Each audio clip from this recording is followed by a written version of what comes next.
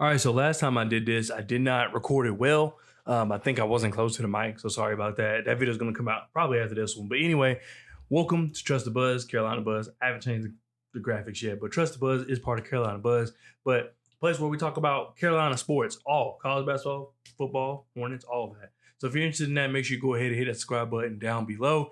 If you cannot tell by the thumbnail title of this video, in today's video, I want to talk about how the Hornets lost to the Wizards last night. And once again, as you know, with the Charlotte Hornets, we're not talking X and O's. We're not even talking about the players necessarily, but we're talking about how the Charlotte Hornets continuously, religiously allow themselves to get punched in the mouth by, I wouldn't even say a lesser team, because who we had on the court last night is probably on par with who the Wizards are. But that's what we do. And it's a shame. I've said this, you could probably go back to when I started this channel. We play as if we're the Warriors. I always like to use that example, but maybe not anymore because the Warriors haven't been good. But we play as if we're the Celtics.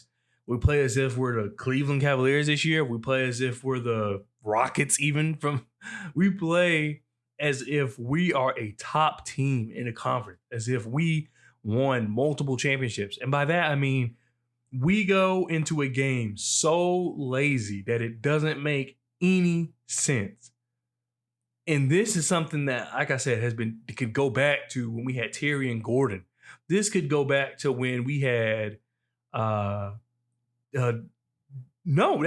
had Dennis Smith Jr. and Mark, like that last half of Mark's rookie season, we were actually really good. I say really good, but I liked the direction we were going. I thought things would be changing. But anyway, this could go back a few seasons. That's just how we play. And I don't understand how through three coaches, two front offices, this is what we get. It doesn't make any sense that we have a team that plays just so lazy. Like, they like to get hit, and it doesn't make any sense at all because we're not good. We are not good. And the only thing I can see is the season's over. So players are kind of like, we still got 30 more games of this, and I just don't feel like playing because our season's over in January. And that's the kind of precedent you set when you play this tanking game. And you have to be a really good preacher in order to have players believe in that, to show up to work every day and feel like they're actually getting better. It's hard for, I would say, Miles, Mark, you might could throw Josh Green in there, Josh Okogie, who, is coming from a team that obviously, they had their own faults, but they were better off than we are. You have to be a really good preacher to make them guys feel as though they are showing up to the challenge when they're missing LaMelo, Brandon, Grant, Trey, who else? Cody, even.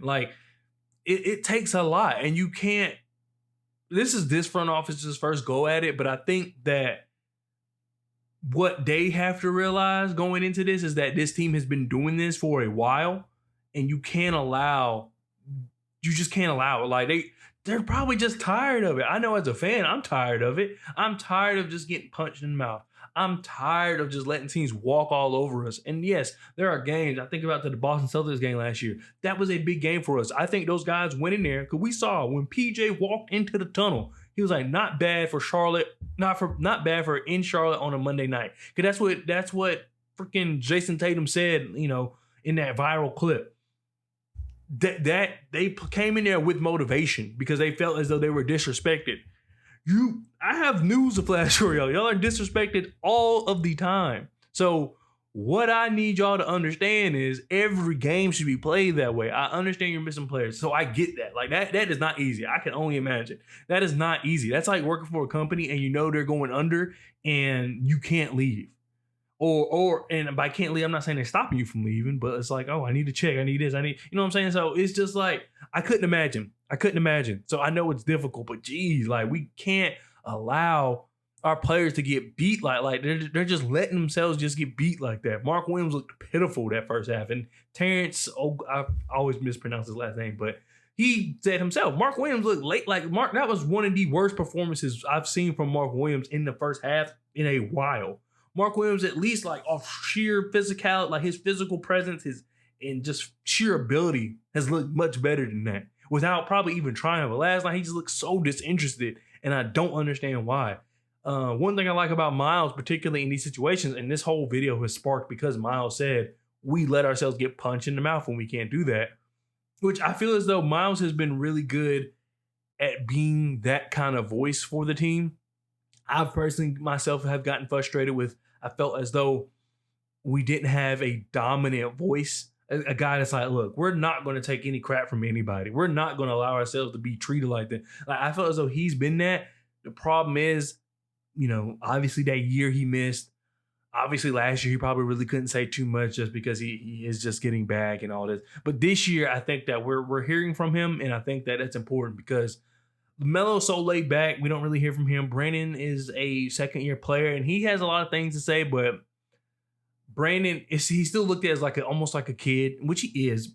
They all are when you think about how old they are, but you get what I'm saying. So I feel like it's up to Miles in this particular instance to be that guy. And Marcus has some stuff too. It's not to take credit from anybody on the team, but I feel as though Miles has been the most consistent. Miles has been the one that he says exactly what you're thinking on the day you're thinking it. I feel as though sometimes we hear from the other guys and it'd be later. And it's like, I knew you felt that way, but it's good to hear. But for Miles particularly, it's really good to hear it after the game, because that was same thing I was wondering. Is how are we going to let ourselves get punched in the mouth by the Wizards? And I feel as though Miles saying that after the game is important. And I think he takes not credit, but he takes fault in that as well. Especially with everybody out, it's my job to get these guys right. And they just didn't do it. So I like hearing that from him. I like hearing that from all my players. I like hearing, that as a fan that they care, because it's hard. It's hard to tell, and they do, because nobody wants to be that guy, and no one wants to just sit there and just be okay with being bad. But with them not saying so, it's that's not true, but it just feels like it, just because year after year we're in the same exact situation. And some of that is not even the player's fault. Some of it is the front office fault for allowing that to keep happening, because it worked for OKC, but it's not going to work for everybody. And OKC probably is the best example, because I think back to the tanking Suns, or not the Suns, but the tanking the Sixers. They got rid of everybody. By the time they were good, all right, all those guys that y'all lost us the game, y'all were bad. So let's actually, you know what I'm saying? So they got rid of all those guys. A lot of these guys we have are going to stay. So what I think the Thunder did is not something that's easily replicated. So it's going to be, because they would play Shea up until just about this time of year, the All-Star, and then let him be All-Star, or let him be a part of All-Star festivities, and all right, you're done for the season. He's hurt. Makes sense. But not everybody can pull that off, because you have to have faith in the guys who are there, and they have to understand, okay, this is all going to be something. And you have to deliver on that. So not only is it going to be hard to preach to these guys, hey, this is for a reason, we're going to be good, just, bear with us. You have to deliver on it, because once you don't, you lose the locker room. As a front office, as a player, as a coach, as a staff, you lose the locker room. So anyway, I just did not appreciate how we got punched in the mouth last night. Shout out to the Wizards. They just play ball, and and they have some good players on their team. I like their draft from this past season. I have Alex Sarr. You got what's his name from Pitt? I can't remember his name, because his name is not his name. Anyway, you got him. Who else you got? You got Keshawn George, who I really like. So yeah, I think that they got some good players. Of course, Bilal Coulibaly, who at the time of 2 years, the Brandon draft, there was a lot of talk he's good. He may have been outshined by Wemby, of course, but he's one of them ones, and he's been showing that. Kispert has been Kispert for as long as I can remember. So yeah, they have some talent over there, and they could do something eventually. But anyway, we just cannot allow ourselves to get beat up like this. It takes some type of pride. You gotta have some type of pride. And Mark, for you to be the anchor, I was really disappointed in that. But Miles, like I said, hit the nail on the head by saying we cannot allow that. So I just wanted to bring that up just because a player brought it up. But we can't have that. I understand that the season's lost. I understand that even before going into the game, I was like, well, we kind of need to lose, because to secure our top three, spot or odds.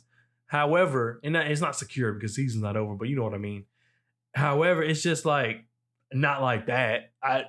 when I think of lose, especially in a situation like that, did I really want to lose? No, I don't want to lose any game. But it's like, well, at this point, season's over, nothing to play for, might as well. But I want to lose on a game-winning shot. I don't want to lose because Bilal Coulibaly dropped 50. I want to lose because someone just went crazy. I want to lose because we're just missing all our shots. No, we lost because we act like we didn't care.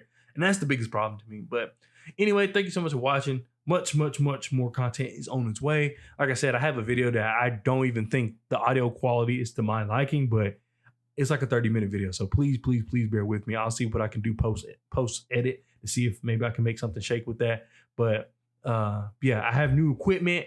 Like I said, I really want to go in. This setup just sits here. So as soon as something happens, I can just jump and record. But it allow me some time to figure out what works, what doesn't work, how to get everything set up. I really appreciate it. I guess much more content is coming, even post deadline.